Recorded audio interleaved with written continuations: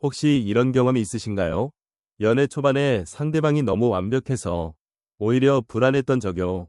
매일 아침 좋은 아침 메시지, 퇴근하면 어김없이 기다리는 서프라이즈, 너 아니면 안 돼라는 고백. 처음엔 동화 속 주인공이 된 것 같았죠. 근데 이상하게 시간이 지나면서 그 사람이 완전히 다른 사람처럼 느껴진 적 혹시 있으신가요? 갑자기 연락이 뜸해지고 예전엔 귀엽다던 행동이 짜증난다로 바뀌고 내가 뭘 잘못했나 하루 종일 생각하게 되고요. 사실 이런 패턴, 심리학에서는 꽤 잘 알려진 현상이에요. 오늘은 이게 왜 일어나는지, 그리고 어떻게 하면 미리 알아챌 수 있는지 이야기해 볼게요. 조금 안심이 되실 수도 있어요. 심리학에서는 이런 현상을 러브밤빙이라고 불러요. 러브부밍. 직역하면 사랑 폭격이에요. 말 그대로 상대방을 애정으로 폭격하는 거죠. 연애 초반에 과도한 관심, 선물, 칭찬, 약속을 쏟아부어서 상대방을 압도하는 행동 패턴이에요. 재밌는 건 이게 받는 사람 입장에서는 처음엔 정말 행복하게 느껴진다는 거예요. 그럼 왜 이런 행동을 하는 걸까요? 심리학자들에 따르면 러브밤빙의 핵심 목적은 빠른 친밀감 형성이에요. 일반적인 연애에서 6개월, 1년에 걸쳐 천천히 쌓이는 신뢰와 친밀감을 2주 만에 만들어버리는 거죠. 쉽게 말해서 연애 스피드런이에요. 근데 문제는 이렇게 빠르게 만들어진 친밀감은 실제가 아니라 착각인 경우가 많다는 거예요. 우리 뇌는 왜 이런 과한 애정에 속을까요? 여기서 도파민이 등장해요. 도파민은 흔히 쾌락 호르몬이라고 알려져 있는데 사실 더 정확하게는 기대와 보상의 호르몬이에요. 누군가가 나에게 관심을 보이고 칭찬하고 선물을 주면 우리 뇌는 좋은 일이 일어나고 있어 라고 판단하고 도파민을 펑펑 분비해요. 네, 뇌가 속는 거예요. 문제는 이 도파민이 중독성이 있다는 거예요. 한번 높은 수준의 도파민을 경험하면 뇌는 그 수준을 기준점으로 설정해버려요. 그래서 나중에 상대방의 관심이 조금만 줄어도 뭔가 잘못됐나? 라는 불안이 시작되는 거죠. 마치 매일 디저트를 먹다가 갑자기 안 먹으면 허전한 것처럼요. 우리 뇌도 그래요. 여기에 옥시토신까지 더해지면 상황이 더 복잡해져요. 옥시토신은 유대 호르몬이라고 불리는데요. 스킨십이나 깊은 대화를 할 때 분비돼요. 러브밤빙을 하는 사람들은 이런 상황을 빠르게 만들어내요. 그래서 우리 뇌는 이 사람과 깊이 연결되어 있다고 착각하게 되는 거죠. 사실은 아직 서로를 잘 모르는데도요. 자, 여기서 정말 중요한 이론이 나와요. 심리학자 스키너의 간헐적 강화 이론이에요.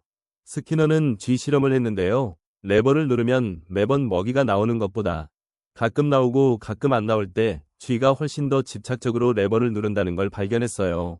슬롯머신이 왜 중독적인지 아시죠? 같은 원리예요. 러브밤빙 이후에 일어나는 일이 바로 이거예요. 처음엔 애정을 쏟아붓다가 갑자기 줄이고 또 갑자기 주고 또 줄이고 이 불규칙한 패턴이 우리 뇌를 미치게 만들어요. 오늘은 연락이 올까? 안 올까? 하루 종일 핸드폰만 보게 되고 연락이 오면 너무 행복하고 안 오면 세상이 끝난 것 같고 혹시 이런 경험 있으신가요? 이게 당신 잘못이 아니에요. 내가 그렇게 반응하도록 설계되어 있는 거예요. 그럼 이제 러브밤빙의 구체적인 위험 신호를 알아볼게요. 첫 번째 신호는 비정상적으로 빠른 친밀감이에요. 만난 지 일주일 만에 사랑해, 2주 만에 평생 함께하자, 한 달 만에 동거 제한. 물론 운명적인 만남이 있을 수도 있어요. 하지만 대부분의 건강한 관계는 시간이 필요해요. 서로를 알아가는 데는 원래 시간이 걸리거든요. 심리학자 오토 컴버그는 이런 현상을 조기 이상화라고 불렀어요. 상대방을 충분히 알기도 전에 완벽한 존재로 만들어버리는 거죠. 너는 내가 만난 사람 중 최고야. 너만큼 나를 이해하는 사람은 없어. 이런 말 만난 지 얼마 안 됐는데 듣는다면 조금 경계해 볼 필요가 있어요. 두 번째 신호는 과도한 칭찬과 이상화예요. 칭찬이 나쁜 건 아니에요. 근데 그 칭찬이 현실과 맞지 않을 때 문제가 돼요. 예를 들어 당신이 요리를 별로 못하는데 와, 셰프급이다 라고 한다거나 평범한 말을 했는데 너 진짜 천재 아니야? 라고 반응한다거나요. 이런 과도한 칭찬은 당신을 기분 좋게 만들지만 동시에 현실과 괴리된 관계를 만들어요. 건강한 칭찬은 구체적이에요. 오늘 그 이야기할 때 내 표현이 재밌었어처럼요. 반면 러브밤빙식 칭찬은 추상적이고 과장돼요. 너는 완벽해. 너 같은 사람은 처음이야.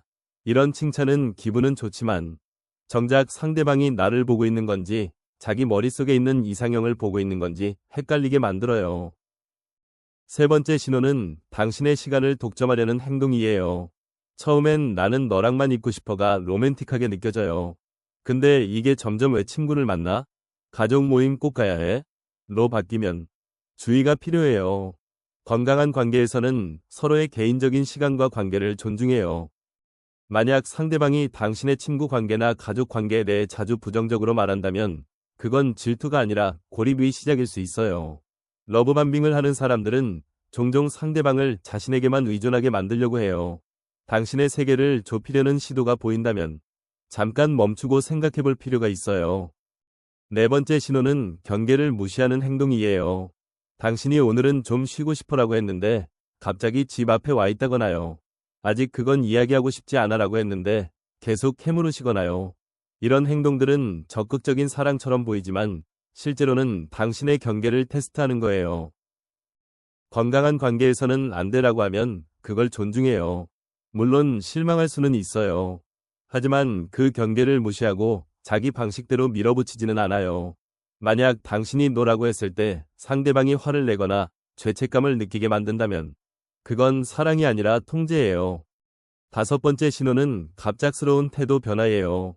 이게 러브밤빙의 가장 핵심적인 특징이에요. 어제까지 세상에서 제일 사랑이라고 하던 사람이 오늘은 갑자기 차갑게 대하거나 연락이 뜸해져요. 당신은 내가 뭘 잘못했지? 라고 자책하게 되고요. 하지만 사실 당신이 잘못한 게 아닐 가능성이 높아요. 이건 그 사람의 패턴인 경우가 많거든요.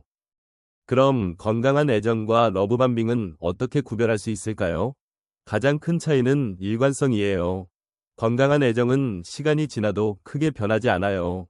오르락내리락하지 않고 안정적이에요. 반면 러브밤빙은 롤러코스터예요.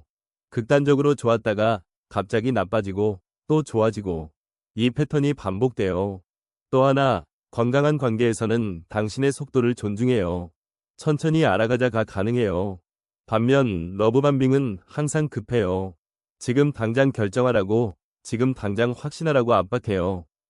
혹시 이 영상을 보면서 과거의 연애가 떠오르셨다면 잠깐 멈추고 이 말씀 드리고 싶어요.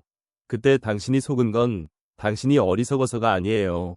우리 뇌가 그렇게 반응하도록 설계되어 있고 그 사람이 그걸 이용한 거예요. 그래서 자책하지 않으셨으면 좋겠어요. 이제 아셨으니까요. 다음에는 이 신호들을 알아챌 수 있을 거예요. 당신의 직감을 믿으세요. 뭔가 이상하다는 느낌이 들면 그건 대부분 맞아요.